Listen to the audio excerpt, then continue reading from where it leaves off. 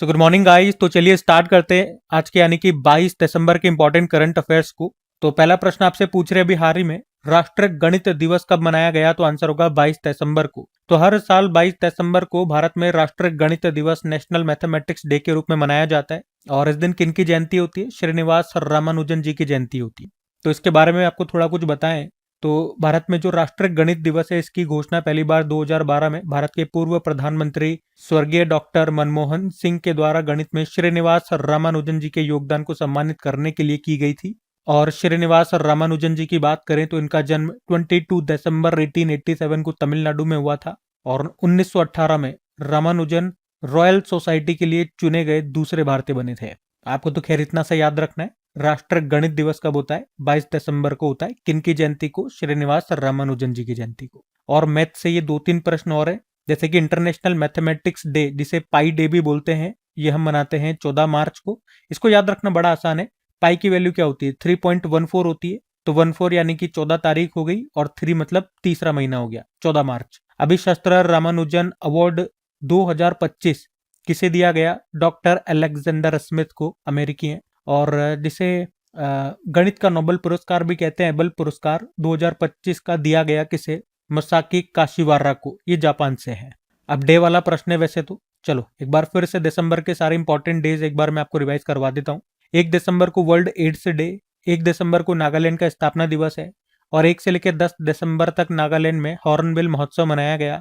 1 दिसंबर को बीएसएफ का स्थापना दिवस, 2 दिसंबर राष्ट्रीय प्रदूषण नियंत्रण दिवस, 2 दिसंबर को अंतर्राष्ट्रीय गुलामी उन्मूलन दिवस, 2 दिसंबर को विश्व कंप्यूटर साक्षरता दिवस, 3 दिसंबर को अंतर्राष्ट्रीय विकलांग दिवस, 4 दिसंबर भारतीय नौसेना दिवस, 4 दिसंबर अंतर्राष्ट्रीय चीता दिवस और 4 दिसंबर को अंतर्राष्ट्रीय बैंक दिवस, 5 दिसंबर को वर्ल्ड सॉइल डे मृदा दिवस, 5 दिसंबर को अंतर्राष्ट्रीय स्वयंसेवक दिवस, 7 दिसंबर को सशस्त्र सेना झंडा दिवस, 7 दिसंबर को अंतर्राष्ट्रीय नागरिक विमानन दिवस, 9 दिसंबर को अंतर्राष्ट्रीय भ्रष्टाचार विरोधी दिवस, 10 दिसंबर को विश्व मानवाधिकार दिवस, 11 दिसंबर को विश्व पर्वत दिवस, 12 दिसंबर यूनिवर्सल हेल्थ कवरेज डे, 14 दिसंबर को राष्ट्रीय ऊर्जा संरक्षण दिवस, 16 दिसंबर विजय दिवस, 18 दिसंबर अंतर्राष्ट्रीय प्रवासी दिवस, 18 दिसंबर को ही अल्पसंख्यक अधिकार दिवस, 19 दिसंबर गोवा मुक्ति दिवस, 20 दिसंबर अंतर्राष्ट्रीय मानव एकजुटता दिवस, 21 दिसंबर को विश्व ध्यान दिवस के रूप में मनाया हमने। तो ये दिसंबर के अभी तक के इंपॉर्टेंट डेज हमने रिवाइज कर लिए, ध्यान में रखना। अगला प्रश्न देखते हैं। फिर अगले में पूछ रहे हैं हाल ही में लोसर उत्सव ये कहां पर मनाया गया? तो आंसर होगा लद्दाख में। तो लोसर ये एक तिब्बती शब्द है जिसका मतलब क्या होता है? लो मतलब होता है वर्ष और सर मतलब होता है नया, मतलब नया वर्ष। तो अभी लोसर महोत्सव ये लद्दाख में मनाया जा रहा है, जो कि तिब्बती नव वर्ष का प्रतीक है। और लद्दाख का आप कह सकते हो एक प्रमुख बौद्ध त्योहार है, जो आमतौर पर दिसंबर या जनवरी में पड़ता है। 15 दिनों तक ये चलता है। तो लोसर महोत्सव कहाँ मनाया जाता है? याद रखना लद्दाख में। और ये प्रश्न इंपॉर्टेंट मार्क कर लो, ये कई बार एग्जाम में पूछा जा चुका है प्रश्न, है ना। ये उत्सव वाला, ये फेस्टिवल वाला प्रश्न एग्जाम में आ चुका है। अब यहाँ पे पहले कुछ इंपॉर्टेंट फेस्टिवल्स मैं आपको रिवाइज कराऊंगा जो करंट अफेयर्स में हमने पढ़े, फिर लद्दाख भी लेकर के चलूंगा। देखो, अगर पूछे पोसान पोया महोत्सव श्रीलंका में मनाया गया, इसी तरह से वैशाख पोया उत्सव भी श्रीलंका में, बोनालू उत्सव तेलंगाना, कट्टारागामा एसाला महोत्सव श्रीलंका में, महाराष्ट्र ने गणेशोत्सव को राज्य उत्सव घोषित किया, गौरी या राय महोत्सव भील समुदाय के द्वारा मनाया जाता है राजस्थान में, पहला बिम्स्टेक पारंपरिक संगीत महोत्सव ये मनाया गया था भारत में नई दिल्ली में, बसोहली महोत्सव 2025 वाले ये सारे जम्मू कश्मीर में, और इस बार इसका आयोजन रामायण की थीम पर हुआ, मारबत महोत्सव नागपुर महाराष्ट्र में, नुआखाई फेस्टिवल उड़ीसा में, पट्ट उत्सव जम्मू कश्मीर और कर्मा पूजा फेस्टिवल झारखंड, बतुकम्मा उत्सव तेलंगाना, जास्कर उत्सव लद्दाख, चर्राईचुंग उत्सव असम।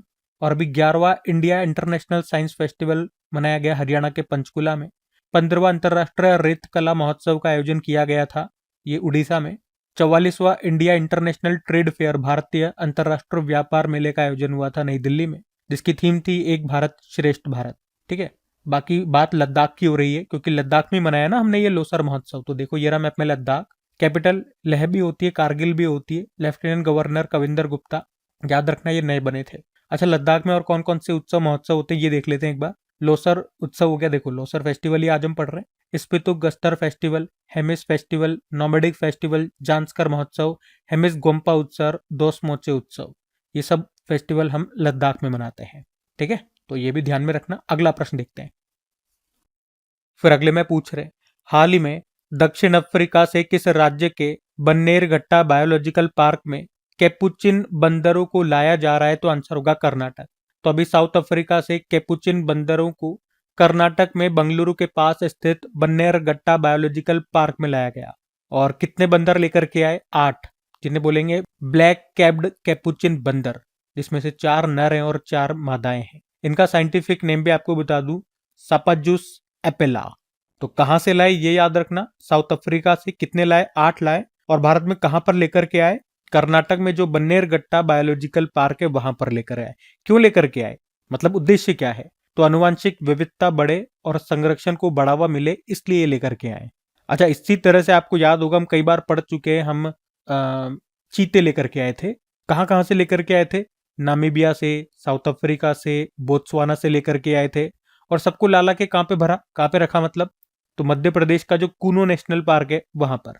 अच्छा, यहाँ पर जानवरों से संबंधित, एनिमल से संबंधित जो भी आपके करंट अफेयर्स के प्रश्न एक साथ में आपको रिवाइज कराने की कोशिश करता हूँ। एक हमने पढ़ा था, किस शहर को आधिकारिक रूप से तेंदुआ राजधानी घोषित किया गया था? बंगलुरु को। यहाँ पे 85 तेंदुए हैं। और स्नो लेपर्ड यानी कि हिम तेंदुए भारत में कितने हैं? 718 हैं। सबसे ज्यादा मिलेंगे लद्दाख में 477। टाइगर भारत में है 3682। सबसे ज्यादा मध्य प्रदेश में है 785। और उत्तर प्रदेश में सारस की संख्या कितनी बताई गई थी? 19,918। लेपर्ड कितने? तेंदुए भारत में 13,874। और सबसे ज्यादा मिलेंगे मध्य प्रदेश में कितने? 3,904। ये सब डेटा के अनुसार है जो हम करंट अफेयर्स में पढ़े थे, ये ध्यान रखना। उसके अलावा हमने पढ़ा था ये जो अरालम वाइल्ड लाइफ सेंचुरी है, ये कहां पर है? याद रखना, केरल में है। न्यूज में क्यों थी? क्योंकि ये भारत की पहली बटरफ्लाई सेंचुरी बन गई है। अच्छा बताओ, किस एक्सप्रेसवे पर भारत का सबसे लंबा पशु वन्यजीव ओवरपास कॉरिडोर ये बना? दिल्ली मुंबई एक्सप्रेसवे पे, जिसकी लंबाई है 12 किलोमीटर। और एशिया की सबसे उम्रदराज हथिनी थी वत्सला, जिसका अभी मध्य प्रदेश के पन्ना टाइगर रिजर्व में निधन हो गया है। 100 वर्ष से ज्यादा आयु थी इसकी। हैदराबाद में भारत के पहले पशु स्टेम सेल बायो बैंक और प्रयोगशाला का उद्घाटन किया गया था, याद रखना, हैदराबाद में। वन और वन्यजीव अपराध प्रबंधन प्रणाली, जिसका नाम है हॉक, ये शुरू करने वाला तीसरा राज्य बना था तमिलनाडु, केरल और कर्नाटक के बाद। अभी हमने पढ़ा था NHAI national highways authority of India ने मध्य प्रदेश में नेशनल हाईवे 45 के एक हिस्से पर भारत की पहली वन्यजीव सुरक्षित सड़क को शुरू किया। इसकी लंबाई है 11.96 किलोमीटर। मतलब लाल लाल तरह के पूरे सड़क पे निशान बने हुए, हम कुछ दिन पहले पढ़ा था हमने। और इंटरपोल ने ऑपरेशन थंडर के तहत लगभग 30,000 तस्करी किए गए जानवरों को बचाया था। इंटरनेशनल बिग कैट अलायंस का 19वां सदस्य, नवीनतम सदस्य बन गया Russia. PETA India 2025 person of the year चुना गया था रवीना टंडन को। ठीक है, तो ये एनिमल से संबंधित सभी करंट अफेयर्स मैंने आपको यहाँ पे रिवाइज कराए हैं, ध्यान में रखना। अगला प्रश्न देखते हैं। फिर अगले में पूछ रहे, हाल ही में फोटोनिक्स ओडिसी ने नासा स्पेस एप्स चैलेंज 2025 में शीर्ष सम्मान जीता है। इनका संबंध किससे है? तो आंसर होगा चेन्नई। तो अभी नासा का इंटरनेशनल स्पेस एप्स चैलेंज 2025 कार्यक्रम हुआ था और इसमें भारत से चेन्नई की एक टीम है फोटोनिक्स ओडिसी, उसने मोस्ट इंस्पिरेशनल अवार्ड जीता है यहाँ पर। और ये अवार्ड इन्होंने जीता है क्योंकि उन्होंने एक सैटेलाइट से इंटरनेट का एक कंसेप्ट बताया। उस कंसेप्ट के लिए इनको ये अवार्ड मिला था।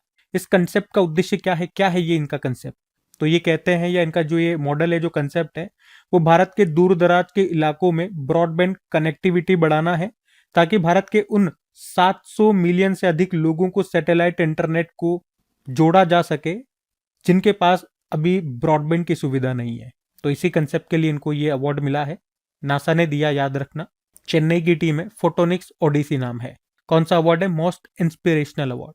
जो याद रखने वाली बातें मैं हाईलाइट कर देता हूं यहाँ पे, की पॉइंट आप समझ लो, है ना। नासा की बात कर लें एक बार।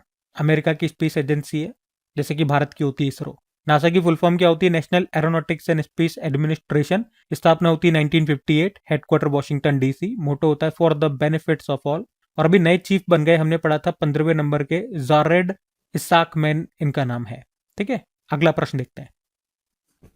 फिर अगले में पूछ रहे, अभी वाडा, वर्ल्ड एंटी डोपिंग एजेंसी, इसने 2024 टेस्टिंग फिगर्स रिपोर्ट को जारी किया, जिसके अनुसार सबसे ज्यादा एंटी डोपिंग नियमों का उल्लंघन किस देश ने किया? तो आंसर होगा भारत। तो अभी वर्ल्ड एंटी डोपिंग एजेंसी ने एक रिपोर्ट जारी की है, उसका नाम है टेस्टिंग फिगर्स रिपोर्ट। इसमें 2024 के डेटा हैं और इसमें बताया कि 2024 में 260 भारतीय एथलीट डोप टेस्ट में पॉजिटिव पाए गए।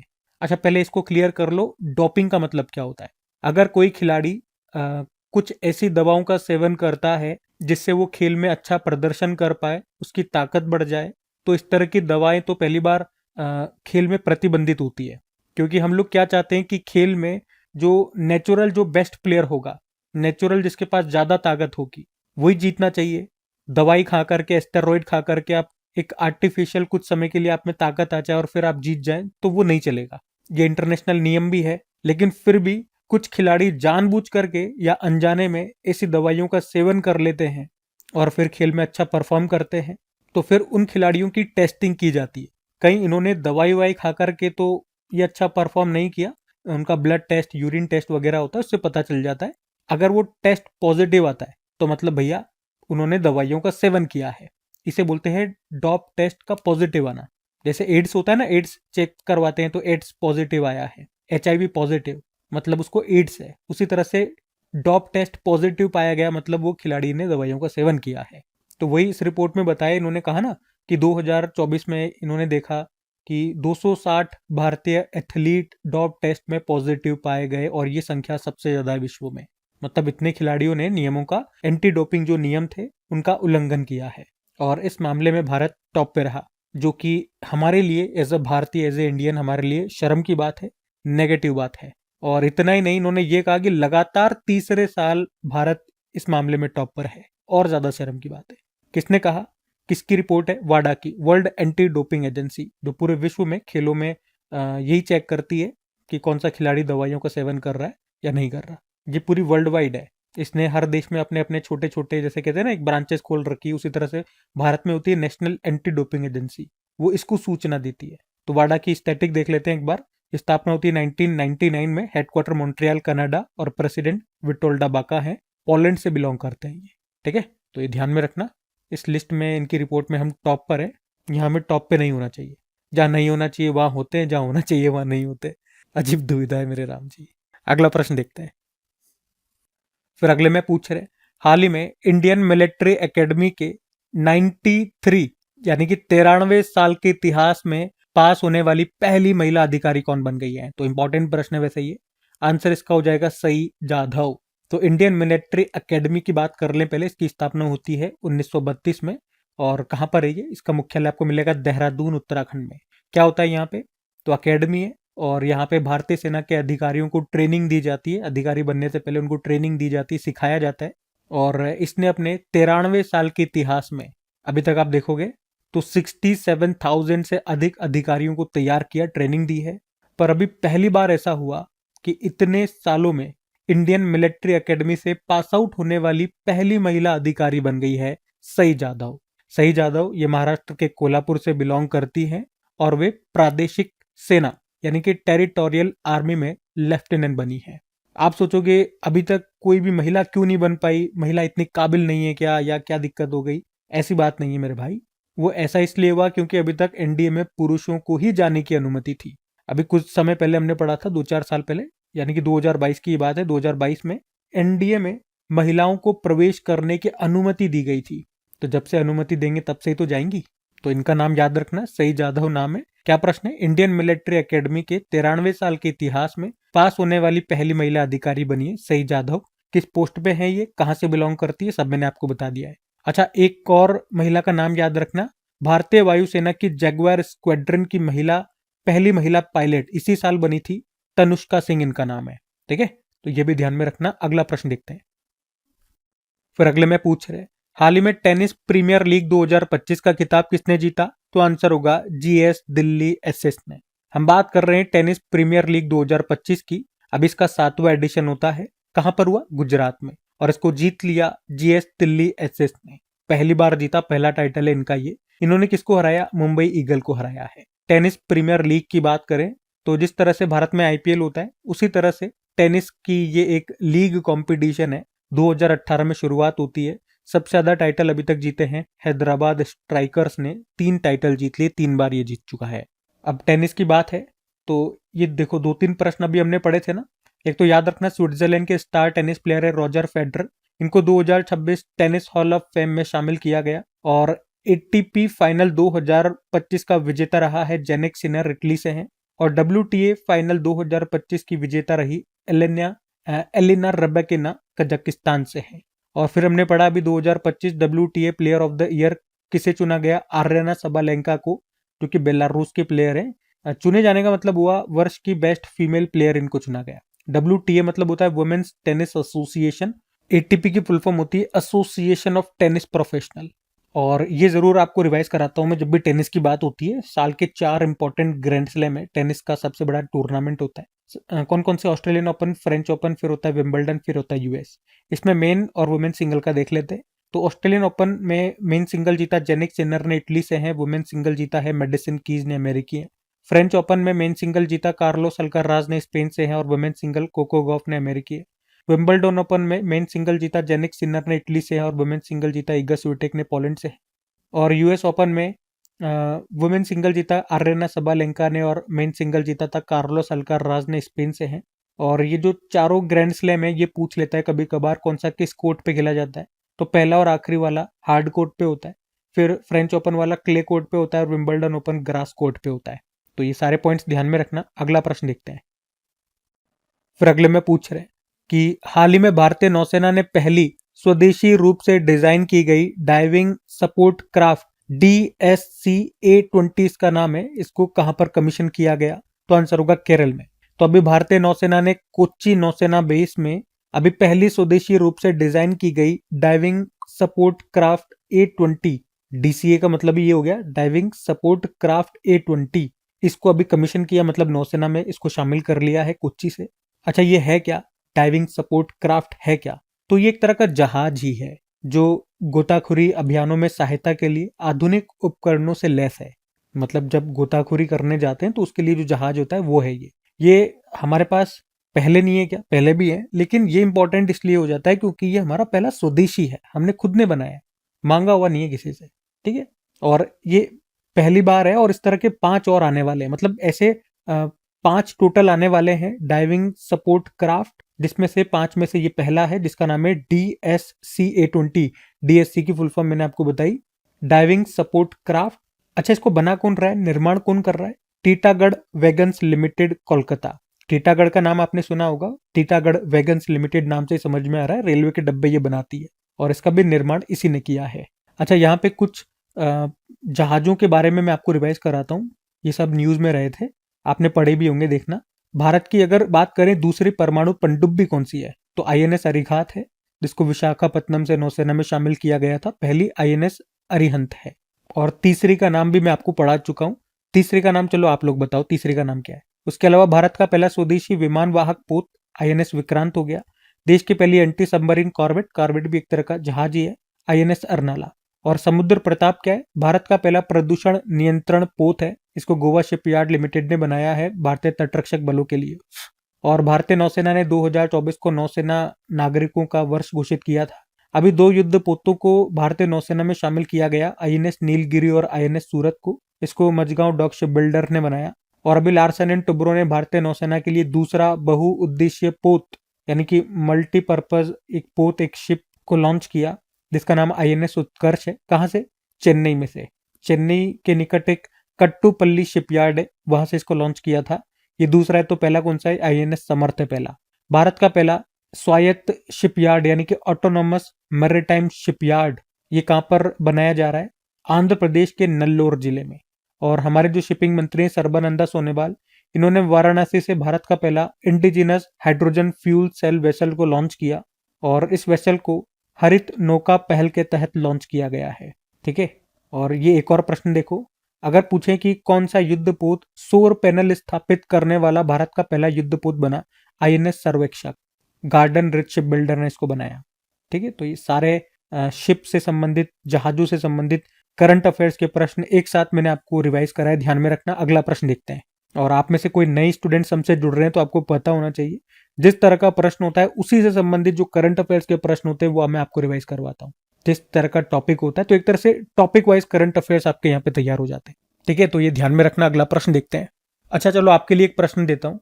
एक तो आप मुझे बताओ कि हमारे जो भारतीय नौसेना अधिकारी हैं, नेवल चीफ हैं, उनका नाम क्या है? और भारतीय नौसेना दिवस, नौसेना दिवस तो आप बता दोगे क्योंकि अभी हमने रिवाइज किया 4 दिसंबर को।